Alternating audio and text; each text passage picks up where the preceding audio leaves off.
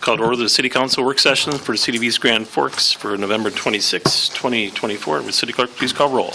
Mayor Steve Gander. Here. Council President Ron Olson. Here. Council Vice President Tim Rickle. Here. Council Members Clarence Potter. Here. Ben Huckabee. Here. Dan Helm. Here. Brian Larson. Here. Karen Peterson. Here. Does term core. Number 1, MPCA Grant Award Community Input Results and Project Recommendations. Mr. Hutton. All right, thank you, Mr. President. Good evening, council members and mayor. Sarah Reese with Polk County Public Health is here on Zoom to be able to help answer any questions. She and the group from Polk County Public Health were very involved in the community input part of this that we had back in September. Again, reminder, this is some funds from the air quality violation that was passed down from American Crystal Sugar through the Minnesota Pollution Control Agency earlier this year. As part of the state statute that allows for some of this award to come back to the local community, it requires community input. And we, with Polk County Public Health's help, we did that in September. We had an online survey open as well as a handful of community events, one being the City Showcase, which was held down in Restaurant Row. We did gather some good feedback from those open forums. And in the packet, I included what the scoring was of the survey that we conducted. That's the online survey. Previously at a council meeting, we had discussed kind of the preliminary projects we were going to recommend receive funding from this award. That would be a playground at the Greg's Park Trailhead, funding to LaFave Park, the project that was completed this summer, specifically for areas of ADA improvement. A community tree planting effort, and then, of course, there was an opportunity for open forum for people to give us ideas. We did get a large number of responses and ideas, over 30 responses total. I did summarize them in the packet. I didn't include every single one. There were a number of them that, while the request may be valid, it may be something that we as a city should consider in the future. The needed resources to complete said suggested project would far exceed the award that we have here, the funds we have available. So for the purpose of this discussion, I left them off this list, and we'd certainly bring those forward at a future planning meeting, one of our annual visioning sessions. If they're projects we haven't previously talked about or they're not already on our list, we could bring them forward at that time. But summarizing the projects, I think the biggest takeaway is there were a couple of projects that kind of rose to the top in the comment part of it that we'd like to make sure are included.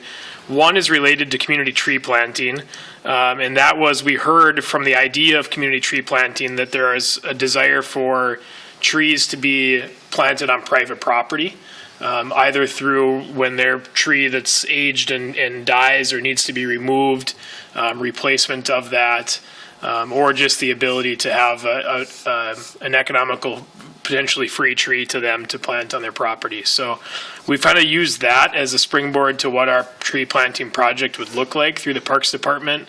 And I'll certainly let Jeremy and Charlotte come up and talk about their specific projects. But through the Parks Department, we would order an additional 100 trees, and there would be a pickup day set up next spring when the new Barrett trees come in. The residents could come and pick up a tree for free from us, and then it'd be their responsibility to plant and hopefully have flourish on their private property. So that's the kind of what grew out of the comment section, was to have that donated tree be available for private residents. And then the other piece of it was a large desire for a community art project or a library type project. And that's, I'll let Charlotte talk on what that project recommendation looks like. So inside of that, narrowing it down, we're going to recommend that we would move forward 4 projects. The Greg's Park Trailhead, the community tree planting program, the library art project, and then lastly, any remaining funds would go to LaFave Park and the ADA improvements that were made there. As you can see in the RCA, what's written, we've got very well developed quotes for the playground project and the tree planting. The idea for the art project at the library is ongoing. So we have kind of a budget number submitted in that. The project that Charlotte has, it's that the total project cost is higher than the budgeted amount here, but would work with Friends of the Library to fundraise and come up with additional funds to be able to make sure that project is executed properly. And just a matter of process before I open it up for questions or let others speak is we would at our council meeting next week, assuming these 4 projects are approved by this group, we would ask for approval at the meeting next week. And then that will go to the Polk Norman Monoman Public Health Board at their meeting on Friday, December 6th for final approval of the projects. Ultimately, they have to approve of them as they are the grant holder through the state of Minnesota and the MPCA. So with that, I think, Sarah, is there anything you'd like to add to that? Otherwise, I'd open it for questions. Nope, you covered it. Thank you. Anybody have any questions for Reed? Ben? Thank you. Is Jeremy going to talk about the project? I can just be here to answer questions. Okay. Yeah, I know we talked about this in the Park and Rec Commission for the Griggs Park Trailhead. We've got manufactured PVC containment borders. I'd like to see that as a cement border instead of the PVC. Those PVC borders, they tend to come out of the ground and they just eventually need to be replaced. So I don't know what the cost of that border is versus what it is for cement. I imagine it's, a significant difference, but I would still like to see a cement border instead of the PVC border. Those are conversations we did have, not only at the Park and Rec Commission, but internally as well. And we know that we want to try to transition away from those borders, the PVC borders. What we're trying to do, stay within the budget framework.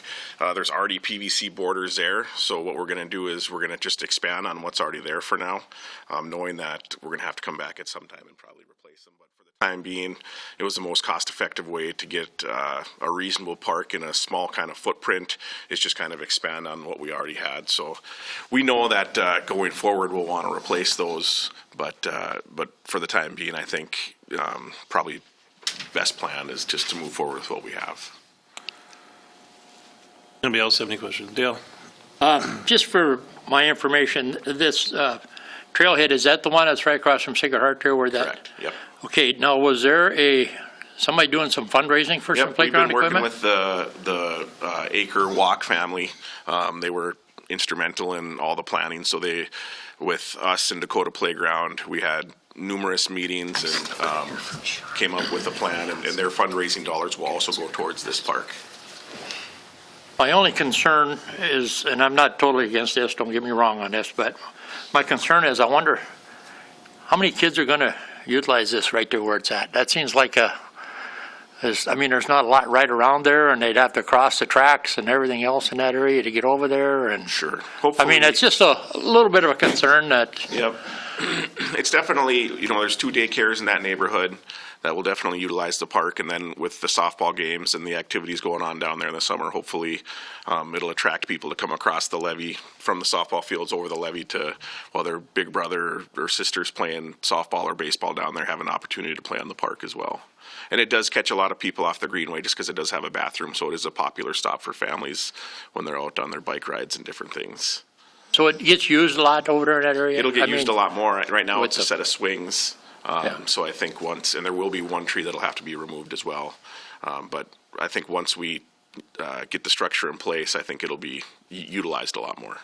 I guess that's my concern is I don't want people thinking that we're putting this playground in there for these 2 daycares. I want people to understand this is a city thing. Anybody can use it that wants to, that's my only issue. I'm not against it by no means. I'm just stating my Sure. And we did use all the feedback that came. Yeah. The feedback came from the results from the county. So it wasn't, it was good timing that they wanted to start fundraising for a park, and then the county funds became available, and I'm sure they reached out to their groups that they were fundraising with to get their voices heard. That's all I have. Mr. Mayor? So we do have playgrounds near 12th and River Road. We certainly have a playground at Sherlock. We certainly have a playground at VFW Trailhead. Yep. So it would be maybe Eagles Point, and this one still not with a playground. Is that how it looks? That's correct, yep. And yeah, so maybe part of a long-range plan is just build those out one by one. Absolutely. Yeah. Anybody else have anything? I see none, sir. Appreciate it. I hate to pass by it too fast, but Charlotte, if you have anything you want to talk about on your project, I didn't want to speak for you. Sorry, Mayor. Well, I don't have the details all put together yet, but we are working on what we consider a mini Independence Park, if those of you who are familiar with that park in Grand Forks. We'd worked with the original designer who had health problems, and so that is what has slowed down our project. We're working with local people to help us design that. We have a good system right now with sensory playground play dates and sensory story time, arts for adults with disabilities. So people on wheels or with canes or with walkers, to be able to get to an outside place and have a safe zone like the library that they're already familiar with. And we have a really great space on the north side of the library. The bus comes there, our parking lot is right there. So that's our plan. Yes. Do you have, I know it's really hard to know, but numbers of people in a year that would utilize this? Just curious. I'm sure it's a whole group of people that I can't even imagine, but just kind of a rough estimate of how many folks would utilize this in a year. If you give me a moment.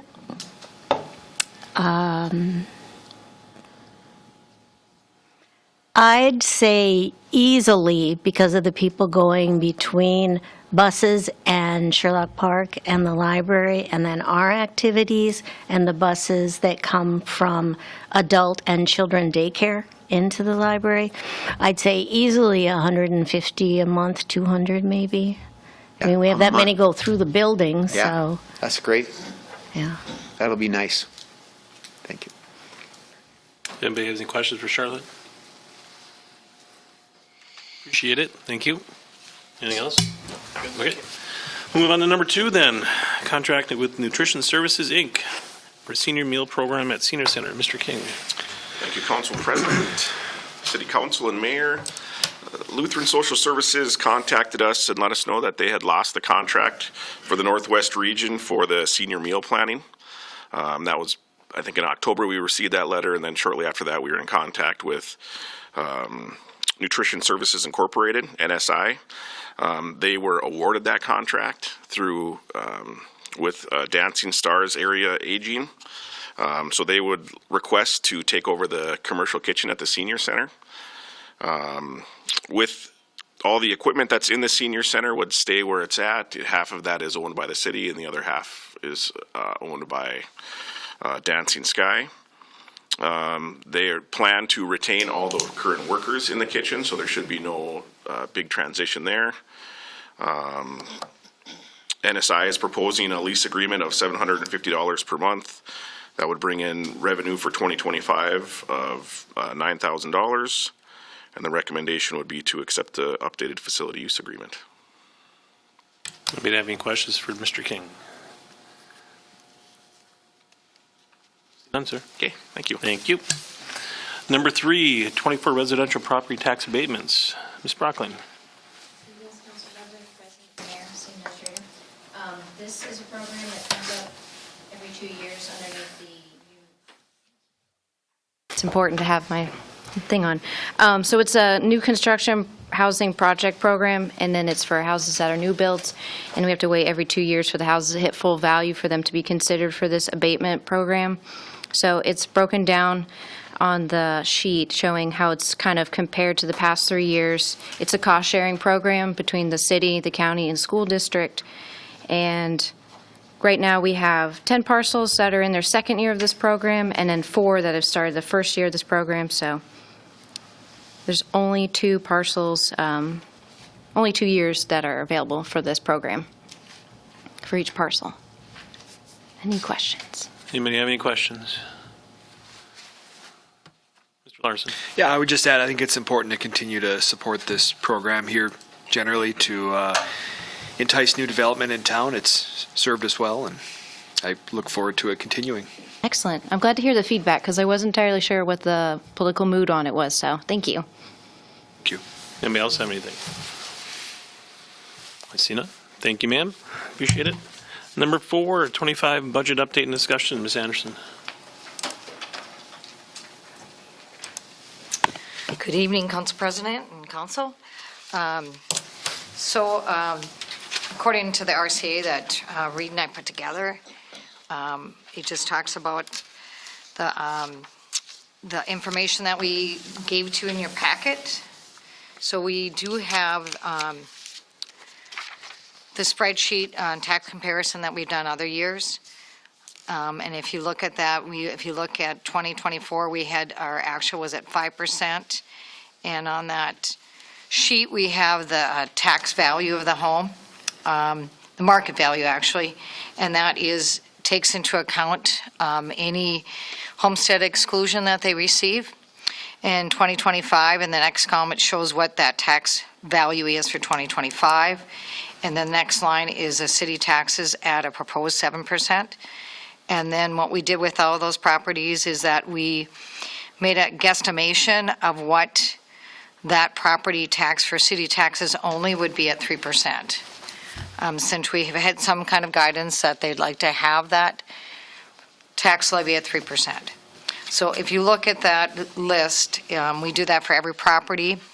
The columns on the right show the difference between the market value from 2024 to 2025. In the tax, in home number 1, there actually was a decrease in the tax market value. And there was a couple other ones that we looked at that also had some decreases in the value. In talking with other people in the city, some of their market value have gone down, which is the county's responsibility of what they're assessing the property at. And that is done according to sales within the area within that same value of homes. And so there has been some decrease in actually what the homes have been selling for, which is actually what usually happens when interest rates go up. Property values usually go down and vice versa. And so we're kind of seeing how that market is actually now correcting itself from the past few years, because I know market values kept going up and up and up, and now we have our interest rates are a little higher. So if you look through that last column, that'll show the difference on each home on their values.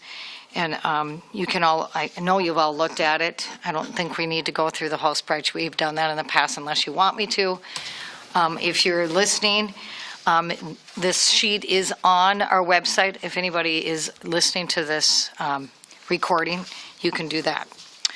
Also, we put in what our budget summary would be at both 7% and 3%. At 7%, the tax levy would bring in $7,415,188. At 3%, it would bring in $7,137,985. If you go back down to the bottom of that spreadsheet, at 7%, expenditures over revenues would be $294,441. At 3%, expenditures would be over revenues $571,644. So if by going over our revenues, that would mean that the difference would come out of our fund balance. And we would vote on, you guys would vote on having that come out of our fund balance, because we have to have our revenue and expenditures and our budget at zero. The other part of the process is that any questions on that before I move on? The next part of the process is our next meeting, which is on December 3rd, will be the Truth and Taxation. The meeting is at 6 o'clock, and we will have a short presentation to the public and to you on where we're at, what the reason for the Truth and Taxation is. This is a required meeting by the state, and that the process would be is that the council would approve the levy, and then they would also approve the budget we have put together, depending on whatever levy you want to vote on. And then we have to have the final levy into the state by December 30th of 2024. So I don't know if there's any questions or explanations you want. Mayor. I know we're still a little bit in flux on our group health insurance, and you had to have plugged in a number to make it come as it did. Where are we there, and what's the range of outcomes that could be on the group health that could change this analysis? And Reed can answer that better, please. We are in ongoing negotiation with the union group. We've got tentative agreement with 3 of the 4 on a contribution structure. And those that are, we have agreement on will be on the council agenda next week for council approval and an MOU. The one that's outstanding makes it a little bit difficult to see exactly where the budget will come in. The number that is included in this budget is the 2024 expense. Okay. There's potential it could come in a little bit less than that, but until the negotiations are finalized, I'd hate to say exactly what that number is. It'd be hard to pinpoint to the dollar. So the suggestion would be if we, what Carla talked about the process is if we're all confident and comfortable that we'd like to move a 3% levy forward, understanding where our general fund balance could end up here, I wouldn't expect the total to be any higher in expenditures than it is on this sheet. If it would stay equal or potentially go down a little bit. The process would be we could approve the levy itself next week at the Truth and Taxation hearing, and then the final budget, the actual planned expenditure part of the budget, is a separate resolution that we could bring to the December 17th meeting so we could have more concrete numbers. I would expect by that time we'll have a better outlook on what exactly that looks like with all 4 union groups. We could certainly cut the mayor's pay next year. Or not. Not even worthy of not worthy of acknowledging that. But you will, though. No, later. Anybody else have anything? Ben? Thank you. First question, do we have any idea of how many houses fall into like home number 1 where the property taxes are going to go down? Actually, I did get numbers from the county because I will update that like we did last year. And the average value of the home in East Grand Forks is $271,200. But I can't tell you how many are in that first group, second group, third group, fourth group, whatever. But that is the average of the homes. And there is actually, in the home value, there is 2,607 homes Okay. that And are then in the residential property area. the property tax levy, either, you know, if I'm looking at the 7% or the 3%, we've got, you know, our actual value from the budget of 2024. Are we just taking that number and increasing it 3% and 7%? Or are we actually going off what the county numbers are for our budget number for what, if we had a 3% levy on all these homes? Does that factor in that, you know, there's some of these where their market value is going down, and that's actually going to reduce the property taxes that we will be receiving in the budget? No, what the county does is that we give them a levy, and they take all the properties as a whole. And according to what their value is, they get a piece of the slice of the pie, per se. Yep. So if their value of their home went down, I know when we were doing this spreadsheet, it was like, okay, how can these numbers go this way and go more this way? But it all depends on the value of the home or how much the slice is. Right. So we'll give the county we want a 3%, and then they retally all their numbers again. Okay, so the number that we've got here is from the county as to what it would actually be based on the market values that they've got. Correct. Okay. Yes. That answers So my that question. spreadsheet is by what the county has put together, and it's right off each individual truth and taxation proposed. Yep, I'm familiar with Yep, it. I just wanted yep. to make sure that we're not just saying everything's going up by 3%, where there's some homes that are going down by like 18%. Right, yeah, like the first home, Yeah. they went down 13%. Yep, so, all right. And that that's answers- only the city number, so if you look at others, you have to look at the total, depends on other areas too. So depending on what the county went up. The only other information I can share with you now is that we did get some numbers from the state, And the average increase in all cities was 8.8%. Just to keep that in mind, just for your own knowledge. Anybody else have any questions? See none. Thank you, Ms. Anderson. Thank you, Mr. Hutton. Anything else on that? If not, Maybe just a reminder that the next week, the meeting will start at 6 PM because it's a truth and taxation meeting. thank you, sir. Entertain a motion to adjourn. Moved by Helms, Second. second by Pachivinsky. Any questions or discussion? Roll call, please. Kidding. All in favor, say aye. Aye. Opposed, same sign. Motion is carried, means adjourned.